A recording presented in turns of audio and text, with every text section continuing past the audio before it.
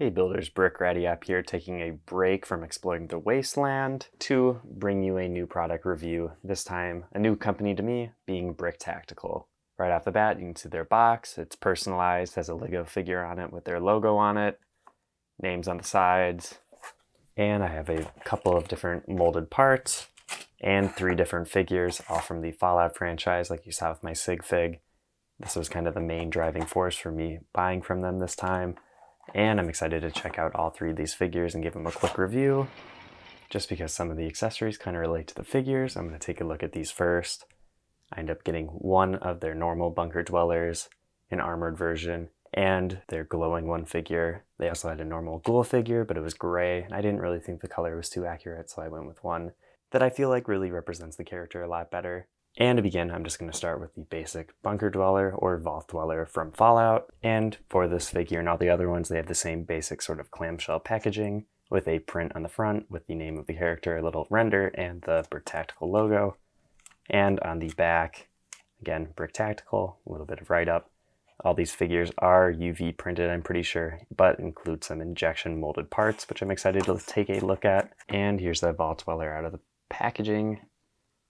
And it's so weird. This has been my first reaction after opening UV figures, that they just smell weird. I noticed it with my Doge figure from Brickmania, and again with this figure. It just has a weird smell. Don't know why. Must be something with the ink or the printing process. Looking at this figure, lots of details going on. And it's weird, there's like white highlights to a lot of the black lines, and maybe it doesn't show up that well when it's zoomed out like this. But kind of looks weird when you're looking up close. I wish the lines were just simple black ones going down the suit or across for all those different texturing marks. You can see that the legs kind of wrap around, and they do that pretty well. I think there might be printing on the inside. Oh, it looks like nothing on the inside of the legs, so just on the outside surfaces. Also, that gold belt wraps around on the outside of the torso. This is one of those things that I also kind of have an issue with. It has like a mustard color to it when it's supposed to be kind of a metallic gold. This is based off of Fallout 4, since it has the Vault 111 numbering on it. And it just feels too dark. Maybe it should just be a yellow and more cartoony. I think that's what Lego would have done. I will say the Pip-Boy is printed very well on this figure. Has a nice printing of Vault Boy with the thumbs up, so that's really great to see. That's a great accessory to have. And because this is UV printed, you can see on the boots that the printing is a little bit fuzzy, which is a bit of a bummer, just because, there's such a prominent print on here. Pistol is custom molded by Bricktactical. It's the 10mm from Fallout 4. Has some nice shaping, is very accurate to the design from the game. It has some tubes and stuff, and just my big reaction to this is it's a little over detailed. I think if they had gone back to the drawing board and simplified this to just a lot of black printing, it might look a bit better. That armband just is on the outside, doesn't wrap around too much. And I'm pretty sure this just has the one face print, but that cartoony, over-optimistic look matches a lot of the Vault Tech marketing, so maybe this is supposed to be like the model Vault Citizen. I do have this Eclipse Graphics torso and leg set that is custom to them, not based off of anything. And I really like the simplified nature of this, but doesn't have the arm printing on it. I'll show what that looks like quick. And here it is. Having those weird white lines like I mentioned earlier in the black kind of makes it a bit too different for it to fit perfectly, but I do really like the Pip-Boy print on this arm, so that's really cool. And just the leather sort of arm strap works pretty well too. If you end up having these legs and this torso, you can swap them out and it looks pretty good. Let's move on to the armored Vault Dweller.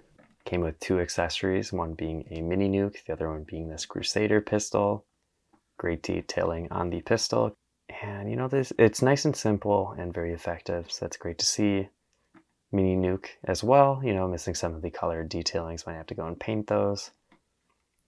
Am noticing the mold line ends up being one of the bolts or whatever on that, so that looks a bit but the shaping overall is pretty good. You know, features an anti-stud on the bottom so you can fit in a hand or put it on a stud. Just kind of get those out of the way just because this figure does have a bit more details that I don't want to block too much. It does feature some reuse from the previous Vault Dweller. Like you can see on that arm, it is the exact same, which is a bit of a bummer actually because this is a Vault 101 from Fallout 3 suit. So the Pip-Boy should be slightly different. So that's kind of a negative for this figure, honestly.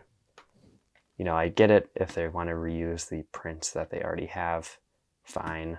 But when it creates an inaccuracy like that, that's something I notice. Same with the legs, looks like they used the normal Vault Dweller legs and then added some extra detailing to them. You can see on the left side of the figure there especially ends up being the same. They did update the boot a bit, having an extra black line at the bottom, which continues all the way around. Of course, to get to the other side though, it features some extra armor bits and a holster.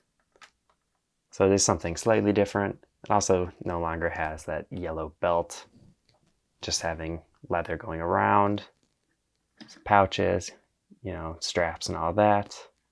I do like the leather, it looks pretty good. I'll say it's too bad there isn't like a fabric shoulder pad to go with the printing. I do think that would improve the figure a little bit at least. You even see lots of side torso print on this side to continue the shoulder pad and also some of those straps.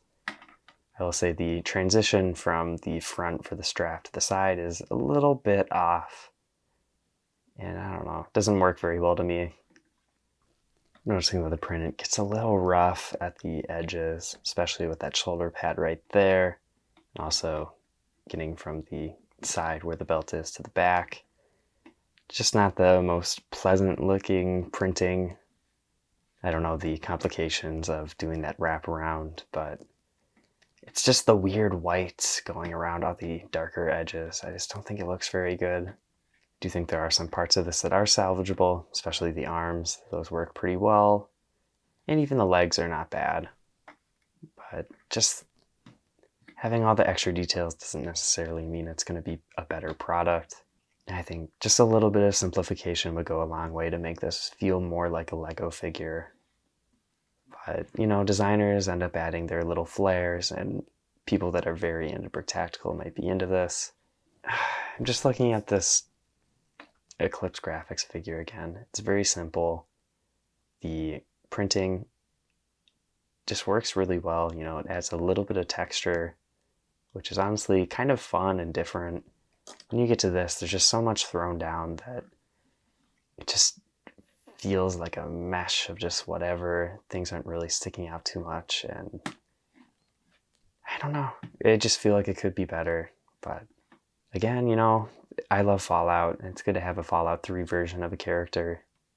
And with saying that, let's move on to the next figure from Fallout 3, which is this Ghoul figure, which is supposed to be a glowing one. You definitely see from these simplified details, this is a Fallout 3, Fallout New Vegas type of Ghoul. It has less of human features and more of just a generic zombie type character. And I'll definitely say I think this is my favorite figure out of the 3 Fallout ones I got. This works very well. The printing is very simplified. I will say though, it is the same price as the other 2 Fallout characters and has no accessories, so that's kind of a bummer. I don't know what you would include with something like this, maybe a printed tile of some sort. Something that might trigger some people for this figure. You know, it has toes instead of just having the green feet. But you know what, I don't mind the extra detail like that. I'm pretty sure like some of those comic Hulk minifigures like this also had feet print, or some other characters like the Egyptian mummy characters from Adventurers. So this is a good figure. I'm very happy to have a Ghoul like this, and I'm definitely going to figure out some ways to use this in some mocks in the future. Let's move on to their molded accessories. And I got a pretty wide assortment of these. A lot of them do just end up being those classic Mando helmets. I was very excited to get these. And I'm just going to lay out these parts quick. You can see I got 8 different helmets, each in different colors. I got some duplicates just because I want to mess around with them, especially for these like Boba Fett colored ones. I might try doing some drilling or something to give Boba his dent. I don't know. I'm not super handy with like tools and painting and stuff, but I want to try and experiment with them. And there's also a deal where they had a code and you could get a free Mando helmet, and that's why I have that tan one. Other than the helmets though, I got their printed Darksaber piece, and I'm excited to kind of look at that. And 3 different Fallout weapons, one of which being the 10mm pistol from Fallout 3, and I'm pretty sure also New Vegas. You can also just see, comparing to the Fallout 4 version, this is probably one of the guns that really dramatically changed the most between the generations of games. Just having something blocky like this is so unique and interesting for a pistol especially. And for the next 2 guns, I have a fusion rifle and also a pistol. Both of these look awesome. I really think that if LEGO had done something like this, this would probably be pretty close to that. I've seen some online discourse about how the stock kind of looks on this gun.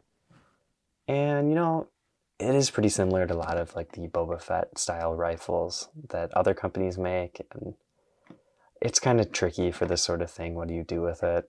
You know, say this pistol looks amazing. Doesn't have too much rotation on what you can do with it. There's some really fine details like this, I don't know, guard or whatever that goes at the bottom of the gun that's in all of these versions from all the different games. And it's cool to see all the different holes in the stock there.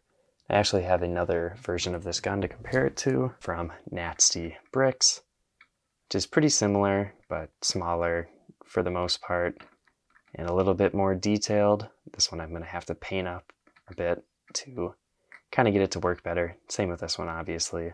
It seems like in the Star Wars collecting space, these classic style Mandalorian helmets are all the rage.